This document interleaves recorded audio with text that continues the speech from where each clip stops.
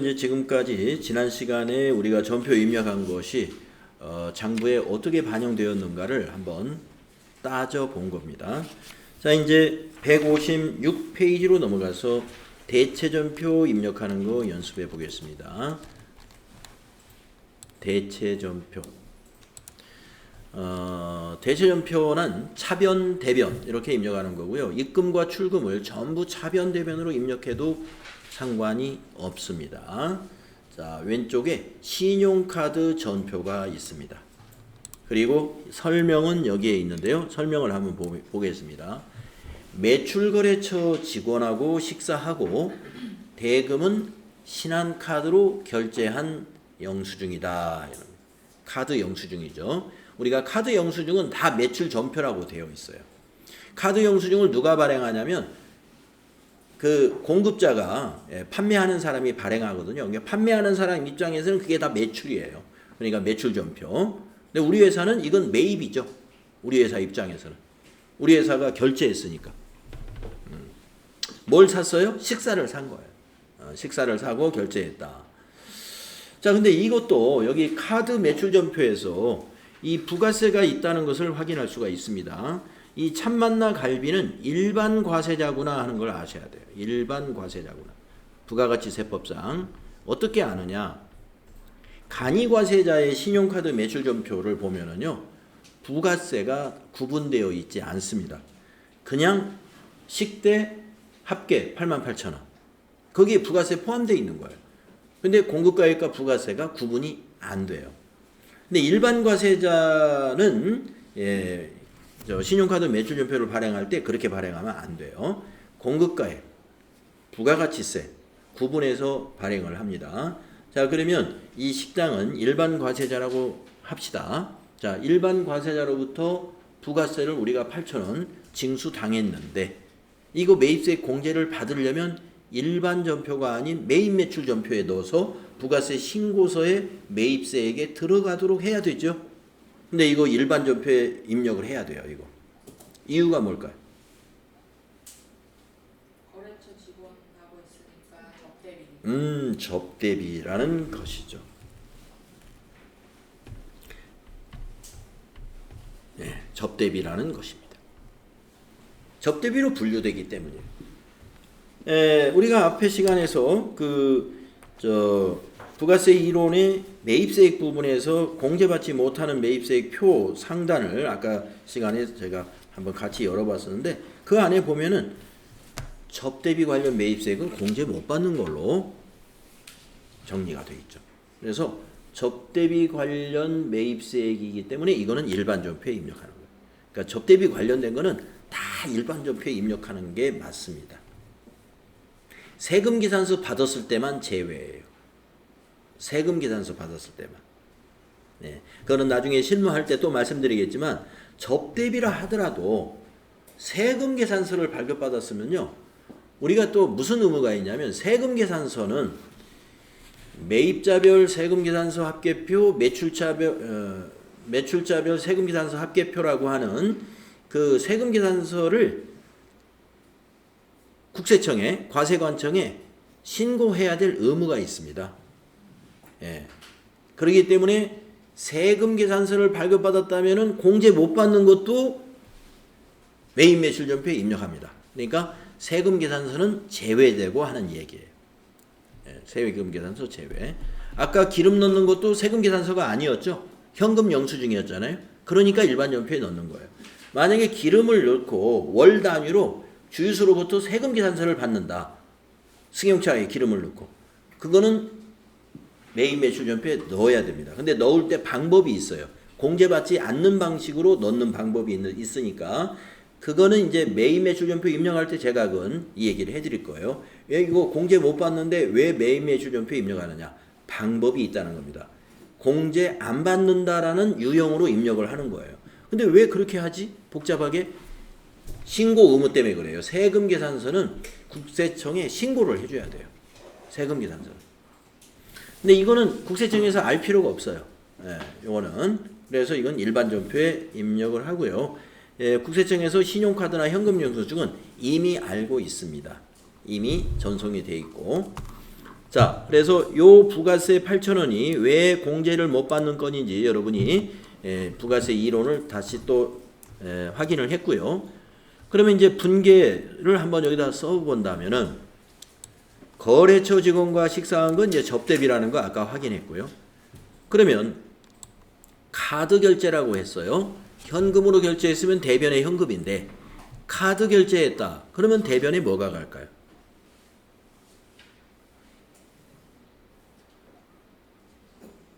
자, 여러분이 카드로 식사를 했다고 한번 생각해 보세요. 그러면 여러분 결제가 끝난 건가요?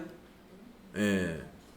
카드 쓰면 결제가 끝난 것 같지만 사실 끝난 게 아니죠. 다음 달 내 통장에서 빠져나갈 걸 걱정해야죠. 통장 잔액이 있는가? 예. 당좌예금. 자, 카드를 사용하면요. 예.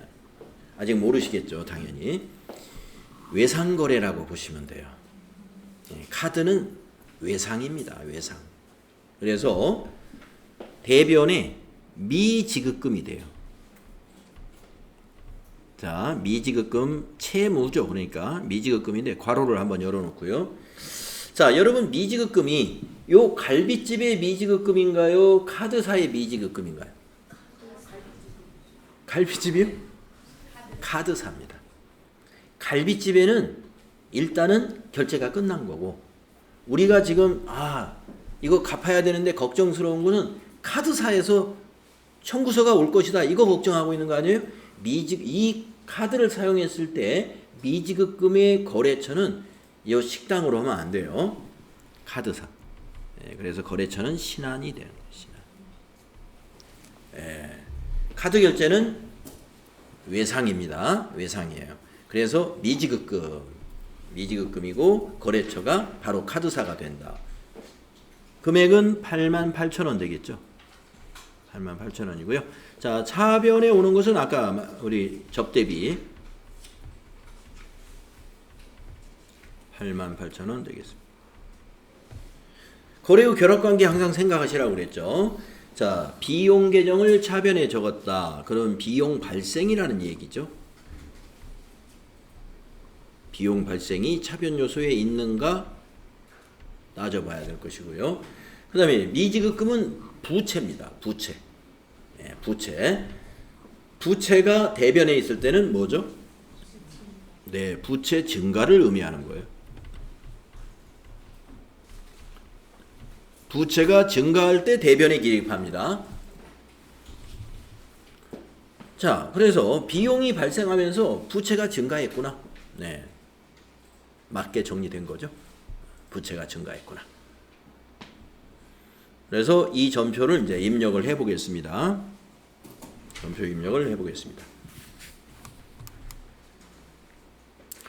자, 그러면 날짜부터 매출 점표의 날짜를 보니까 1월 14일입니다. 1월 14일. 일반 점표 입력에 가셔서 날짜를 14일로 고치시고 3번, 이 차변이 3번이에요. 구분에다가 3번. 이건 입금 출금이 아니에요. 현금 거래가 아니니까. 자, 차변에 접대, 코드에다가 접대라고 써야 되겠죠? 그러면 500번대, 600번대, 700번대, 800번대 등이 있는데 800번대가 두 개네요. 접대비가 있고 해외 접대비가 있고. 해외 아니니까 813번 접대비. 앞으로 기업 업무 추진비라고 아마 바뀔 것 같아요. 확인. 거래처. 코드로 넣을 것까지는 없습니다. 거래처는 참만나 갈비 정도로 이렇게 써주시고 적요. 자, 적요 미리 만들어 놓은 게 있어요. 거래처 접대비가 1번, 2번이 있는데 그 중에 신용카드 법인 접대비. 이게 법인과 개인 카드로 접대했느냐 회사 카드로 접대했느냐. 1번이 되겠네요. 우리 신한카드 우리 회사 거예요. 1번 거래처 접대비 법인 신용카드. 자, 차변의 금액을 입력합니다. 88,000원 88 플러스 엔터. 그러면 이제 줄이 바뀌죠. 아직 분계가 완성이 안 됐기 때문에 아래에 이렇게 차액이라고 표시가 돼 있어요. 차액이 없어질 때까지 전표가 완성된 게 아닙니다. 전표가 입력이 완성되면 차액은 없어야 됩니다. 자, 대변 아직 안 넣었죠? 자, 9분에다가 4 대변하시고 미지를 치고 엔터 치면은 미지로 시작된 미지가 포함되어 있는 개정 과목이 이렇게 6개인가 보입니다. 맨 처음 거예요. 이 미지급금 253번 거기서 엔터 하시고 이거는 코드에다가 거래처를 넣어야 돼요. 예. 코드가 신한카드죠. 신한카드 코드에다가 신한하고 엔터 치는. 그러면 두 번째 줄에 있죠. 아래로 방향키로 내려와서 엔터. 그러면 99601 신한카드 이렇게 들어가야 됩니다. 99601 신한카드. 네. 자, 적용은 그냥 위에 거 그대로 복사하면 돼요. 엔터 엔터. 자, 우리가 숫자는 복사가 안 되지만 문자는 엔터로 지나가면 위에 있는 문자가 그대로 복사가 일어납니다. 이 프로그램에서는 엔터로 쳐서 문자는 위에 있는 걸 복사시킬 수가 있어요. 그러나 숫자는 복사는 안 되도록 해놨어요. 자, 대변의 금액 88,000원 88 플러스 엔터. 네. 이제 이렇게 입력을 마치니까 밑에 차액이 없어졌고요. 차변의 접대비 88,000원, 대변의 미지급금 88,000원 이렇게 됐고, 네. 그렇죠? 그리고 여기 거래처 코드 제대로 잘 했다 하는 것을 우리가 알 수 있습니다.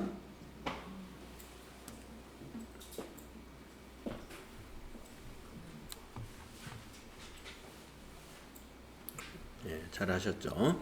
자, 그런데 지금 생각해 보니까 앞 시간에 우리가 한 것 중에 제가 뭘 하나 빼먹은 거 있어요.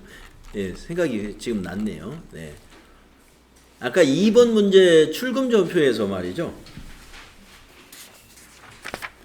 그 155페이지죠. 거기에 수행 하나를 빼먹었어요. 예. 전표 입력까지 하고 이 업무용 승용차 관리 이거 추가 작업을 안 하고 그저 입금 전표로 넘어간 것 같아요. 예.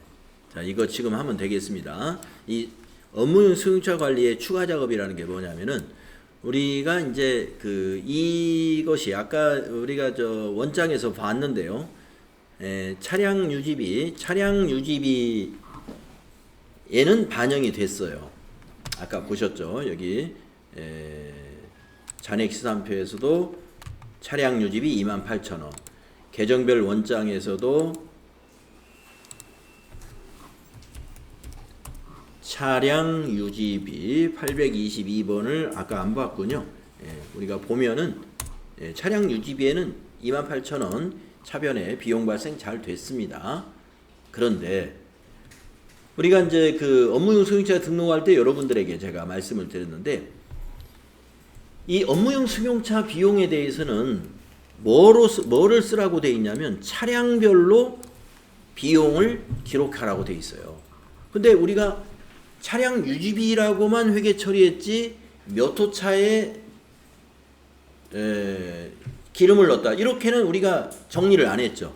그걸 빼먹은 거예요. 그걸 해야만이 여기 이제 그 장부의 맨 끝에 있는 차량 비용 현황이라는 요 장부가 자 1월 달로 한번 보면은 미등록 차량의 차량 유지비로 28,000원 이렇게 돼 있어요. 이 28,000원이 몇 호차인지 아직 찾아 들어가지 못했습니다. 그래서 그 차량 유지비 28,000원을 몇 호차 차량인지를 정리해 주어야 여기에 차량별 장부로 반영이 되는 겁니다. 그걸 우리가 안 했네요. 자, 그러면 아까 일반 전표에 가셔가지고 1월 12일 날짜를 입력을 하면 되겠죠. 1월 12일 하면은 그 전표를 이렇게 조회해 볼 수가 있어요. 커서를 어디다 두냐면 차량 유지비라고 하는 이 전표가 입력된 줄, 그 줄에 뭐 금액을 클릭하셔도 되고 여기 출금을 클릭하셔도 되고 어쨌든 그 줄에만 커서가 있으면 돼요. 거기에 있는 상태에서 여기 기능 모음을 한번 가볼까요? 기능 모음. 기능 모음이라는 단추를 눌러보시면은 자금 관리라고 하는 요 그 기타 기능이 있는데 그 옆에 F3이라고 되어 있는데 F3. 그러니까 단축키는 F3이에요. 그래서 F3을 바로 누르셔도 되고 F3인지 F4인지 어쩐지 내 키보드에서 뭐가 안 되는 것 같다. 그러면 기능 모음 눌러서 자금 관리 찾아가면 돼요. 예, 자금 관리. 앞으로 이제 어음과 관련된 것도 똑같아요. 자금 관리 여기에서 할 겁니다. 전표 입력 후에 추가적으로 하는 일이 다 F3이라고 생각하시면. 자, 그러면 자금 관리 한번 클릭을 해볼까요? 그러면은 아래에 요렇게 업무용 승용차 관리를 할 수 있는 양식이 딱 나타나요. 여기다가 관리해 주는 거예요. 지금 첫 번째 칸에 커서가 와 있는 거예요. 이렇게 응용 처리된 게 여기서 승용차 코드를 입력해라 하는 건데 코드를 다 외울 수는 없는 거니까 더블 클릭해야 이제 그 승용차 업무용 승용차가 만약에 5대다 그러면 여기 5대가 나타나겠죠. 우리는 한 대밖에 없죠. 아반떼. 자, 클릭하고 확인. 네. 그러면 이제 차량 번호 나오고 차종 나옵니다. 그 다음에 구분에 있는 목록 단추를 누르면은 유류비냐 보험료냐 수선비냐 이런 걸 이제 그 내용을 선택할 수가 있어요. 그러면 이거는 유류비죠. 예, 유류비. 그 다음에 이제 이건 우리는 등록을 안 했습니다만은 회사 조직이 큰 회사는 부서도 여기다 등록을 우리 이제 기초정보관리에 우리 교육용 프로그램에는 부서라는 게 없어요. 부서 코드라는 게. 근데 이제 실무용 프로그램에서는 회사 기구 조직이 큰 데는 부서 등록을 또 해서 부서별로 비용을 또 관리하기도 합니다. 자, 우리는 부서는 없으니까 엔터로 그냥 넘어가면 됩니다. 네. 아니, 부서라는 건 뭐 영업 부서 차냐, 예. 관리 부서 차냐 이런 거죠. 그러면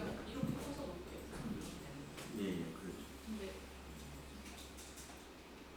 차량 유지비 출금전 1월 12일 날 잠깐만요. 창을 좀 키워보세요. 1월 12일 날 출금전표에 28,000원. 이건 날짜가 좀 밑에 거는 일단 날짜를 나중에 바꾸시고 F3 다시 한번 해보세요. 기능 모음에 가서 자금 관리. 아, 그러면은 저기를 안 했나 봅니다. 예. 그럼 뭐냐면 그 계정 과목 및 적용 등록을 하나 가볼까요? 계정 과목 및 적용 등록. 이거 한번 닫아보시고 일단 메뉴가 따로 나오는구나. 이거는 계정 과목 및 적용 등록 821 보험료하고 차량 유지비에 이거를 안 했나봐요. 창을 한번 키워보겠습니다. 821번이 업무용 승용차 등록되어 있는데 그러면 다시 한번 아까 전표로 가겠습니다. 잠깐만요. 창이 작업으로 나오는데 이걸로 선택을 좀 바꿔야 되겠다. 여기에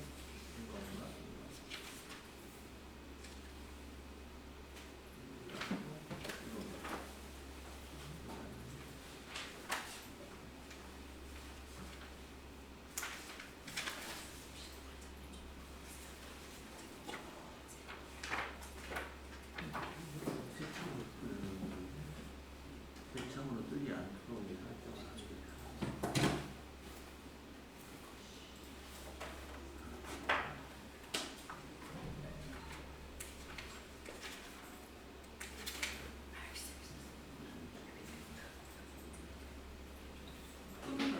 그걸 끄면 된다.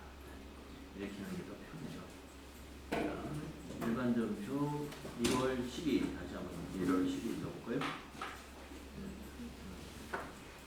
1월 12일 에서 12일.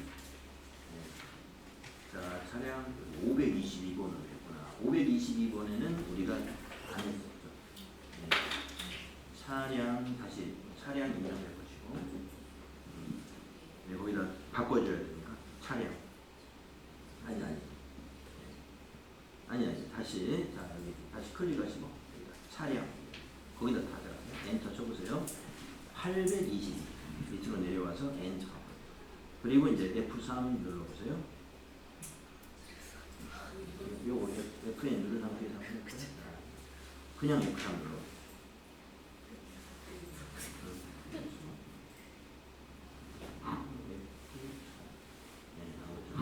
F3 누른 상태에서 누르면 여기서는 되고요. 여기서 더블 클릭해가지고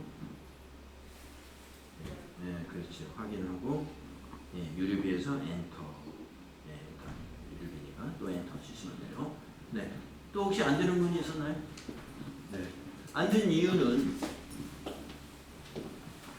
된 이유는 여기에 그 코드가 822번이 아니고 522번으로 했기 때문에 그러는데요. 왜 안 됐냐면은 우리가 그 계정 과목 및 적요 등록에서 우리가 그 앞 시간에서 822번과 821번에 대해서는 이 관리 항목에 업무용 승용차를 넣어놨었습니다. 그러나 522번 제조원가로 가는 차량 유지비에는 관리 항목에 업무용 승용차 관리 항목을 넣어놓지 않았기 때문에 그러기 때문에 우리가 여기를 822번이라고 했을 때 F3 누르면 여기 추가 작업을 할 수 있지만 522번은 등록이 안 돼 있으므로 아무런 반응이 없는 거죠. 네. 이유가 그거였어요. 그래서 우리가 522번은 제조원가로 가는 거예요. 그렇게 하면 안 되는 겁니다. 822번으로 하셔야 된다. 그리고 보니까 반장님은 요 밑에 지금 외상 매출금도 있더라고요. 그거는 1월 13일 거니까 날짜를 옮겨야 되는데 어떻게 옮기느냐? 여기 앞에를 체크하시고 날짜 옮기는 방법. 네. 반장님 따라해. 체크하시고 저 위에 이동이라고 있어요. 이동. 그 외상 매출금 입력되어 있는 앞에 단추를 체크한 다음에 이동을 누릅니다. 예. 자금 관리 안 되어 있기 때문에 이동될 거예요. 이동 눌러서 날짜를 1월 13일로 이동을 시키면 돼요.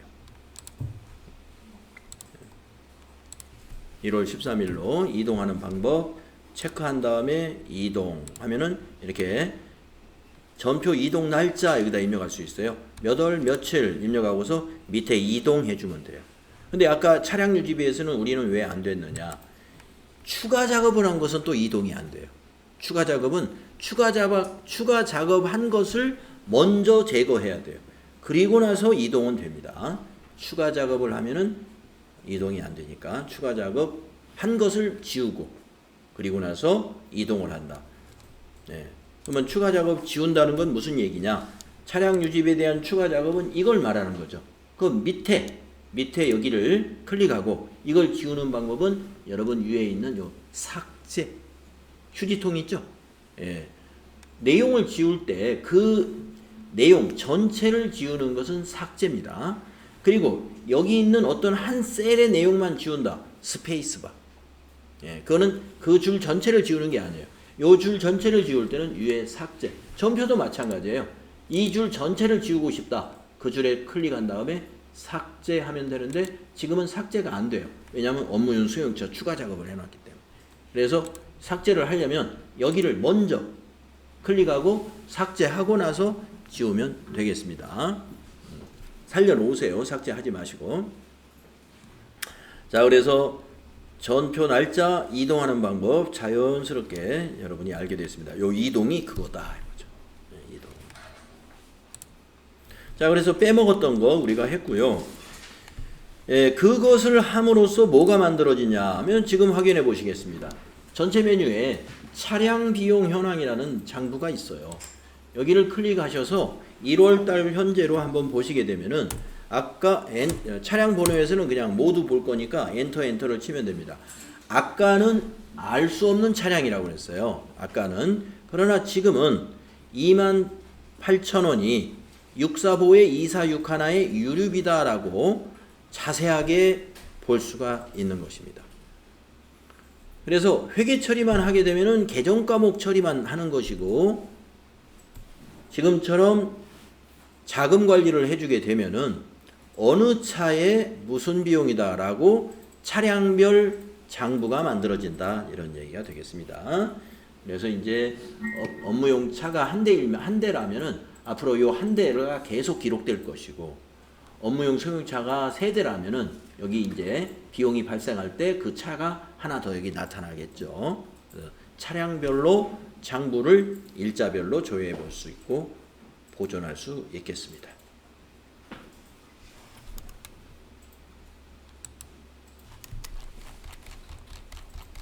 자, 그러면 수행과제 풀이라고 하는 것을 쭉 한번 보시면서 우리가 입력한 것과 다른 점은 혹시 없었는가를 한번 보시면 되겠습니다. 1월 11일 날 거 복리후생비, 1월 12일 날 거 차량 유지비로 이렇게.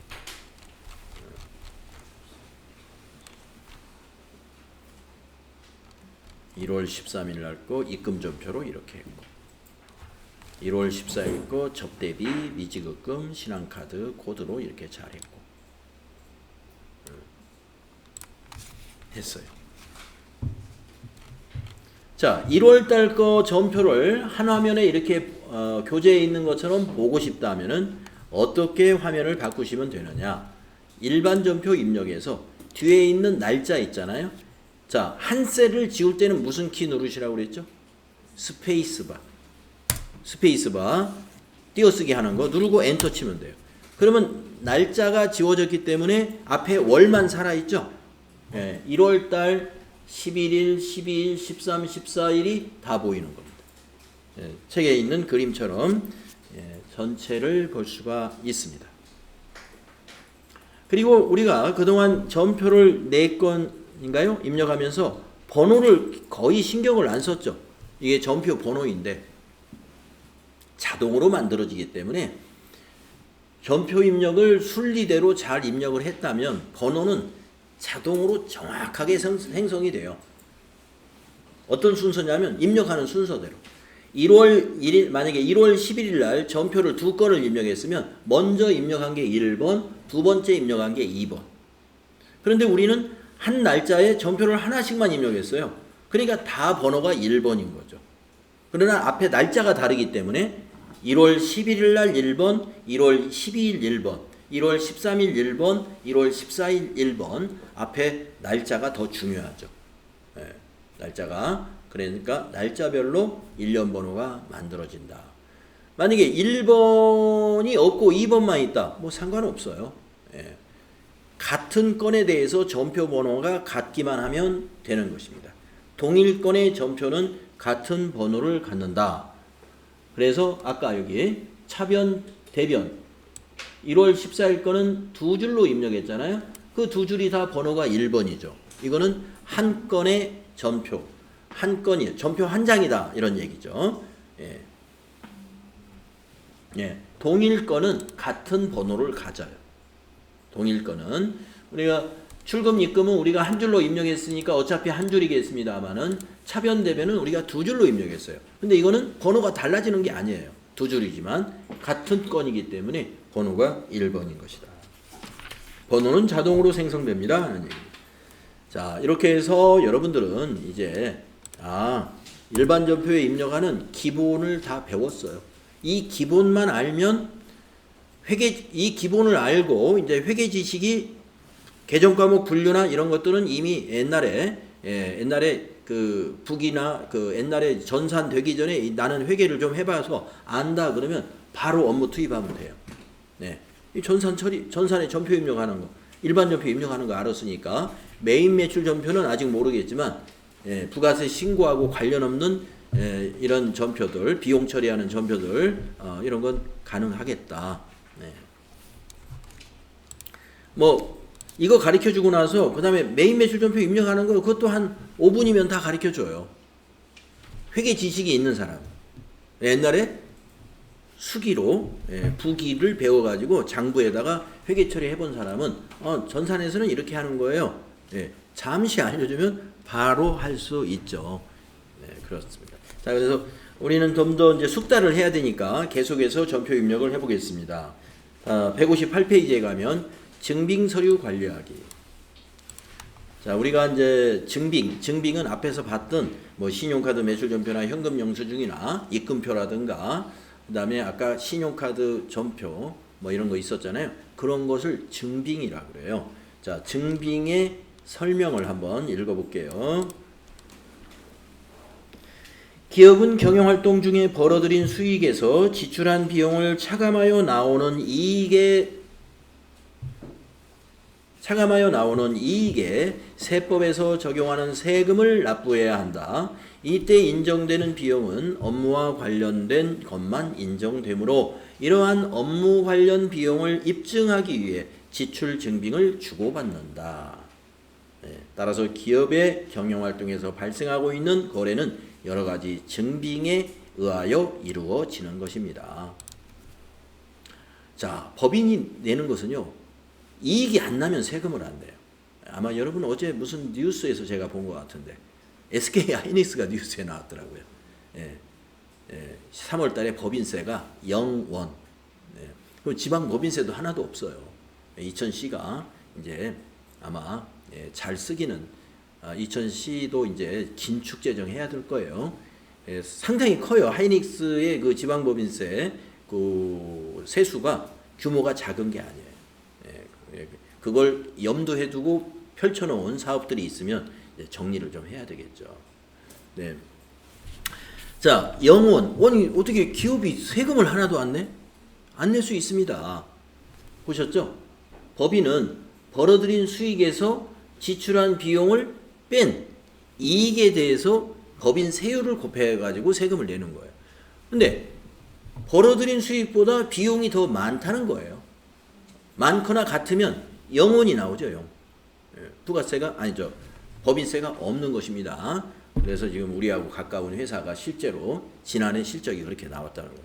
지금 이 4월인데 3월에 이미 법인세 신고는 결정이 됐어요. 3월이 법인세 세무조정해가지고 법인세 신고 납부를 하는 달이죠. 그렇습니다. 그래서 굉장히 우리 지역에서는 굉장히 큰 기업인데 그렇게 됐다 해서 설마 했는데 정말로 많이 나빠진 것 같아요. 그 회사에 그 회사에 공급하고 있는 많은 회사들이 또 하이닉스 내에도 많이 있죠. 거기 사장님들 아는 사람도 몇 분 있는데 사실이에요. 어려워요. 직원들을 지금 꼭 필요한 사람 외에는 막 내보내고 있는 것 같아요.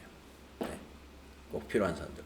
나중에 풀리면은 또 사람 구하기도 힘드니까 그런 사람들 내보내면 너무 안 되는 사람 이런 사람들은 그냥 할 일이 없는데 데리고 있는 거예요. 급여를 주면서. 그러나 대체가 가능한 사람들은 지금 많이 나오고 있는 그 회사에 프로그램을 공급해 주는 회사가 있어요. 프로그래머들을 채용해가지고 그 친구하고 저하고 조기축구회 같은 회원인데 얘기 들어보면 그러나 이번에 최근에만 나쁘고 과거에 많이 벌어놨으니까 벌은 돈 가지고 써야죠. 그렇죠? 네. 흐름은 있는 거예요. 나빠졌으면요 분명히 올라갈 때가 있습니다. 여러분 세상 이게 산이 오르막 내리막 있잖아요. 계속 골짜기만 있는 게 아니죠. 시간이 흐르면 다시 올라가죠. 좋아질 때 있을 거고요. 바로 올해부터 좋아질지 모를 일입니다. 잘 기대를 해보는 걸로 하고요. 자, 우리가 알아야 되는 것은 증빙이라는 게 있어야 비용으로 인정된다는 겁니다. 그러면 증빙이 어떤 것이 있을까요? 굉장히 다양해요. 그래서 내용을 보면은 기업의 경영활동에 직접적으로나 간접적으로 관련된 지출 거래이면 지출 증빙 서류를 수취하고 있습니다. 그래서 지출은 했는데 지출 증명 서류를 수취하지 않았거나 그 지출이 업무와 관련이 없다면 비용으로 인정받지 못합니다. 그러니까 업무와 관련 안 되면 비용 처리하면 안 되고, 업무와 관련이 안 되면 비용 처리하면 안 되고, 그 다음에 업무와 관련되더라도 그 증빙 서류를 갖추지 못했으면 비용 처리하면 안 된다. 그런 얘기가 되겠죠. 그래서 만약에 대주주가 업무와 관련 없이 자기 개인적인 목적으로 회사 돈을 가져갔는데 그것을 회사의 비용으로 처리했더라 이거예요. 예. 횡령이에요, 횡령. 예. 그리고 또 그 대주주는 횡령으로 어떤 그 법적인 책임을 져야 되겠지만 또 회사도 그 비용 처리한 것만큼은 어떻게 되었어요? 법인세를 조금 낸 거죠. 비용 처리했다는 것은 법인세 차감전 이익을 줄인 거잖아요. 줄인 거죠. 그러니까 지난해 법인세를 적게 냈죠. 그래서 정상화 시켜가지고 거기에 가산세 붙여가지고 법인세를 더 많이 납부해야 되겠죠. 그래서 이 증빙은 굉장히 중요한 거고요. 그 증빙은 우리가 비용 처리했다면 업무하고 관련성이 있어야 된다 하는 것입니다. 증빙 서류에는 신용카드 매출점표, 현금 영수증, 세금 계산서, 계산서, 영수증 등 다양한 증빙들이 있어요. 그래서 우리가 이번 시간에 해보는 내용들은 이제 여러 가지 증빙들을 알아봐야 될 텐데 시간이 좀 지났습니다. 그래서 조금 쉬었다가 여러 가지 증빙들을 한번 연습해 보도록 하겠습니다. 쉬었다 하죠.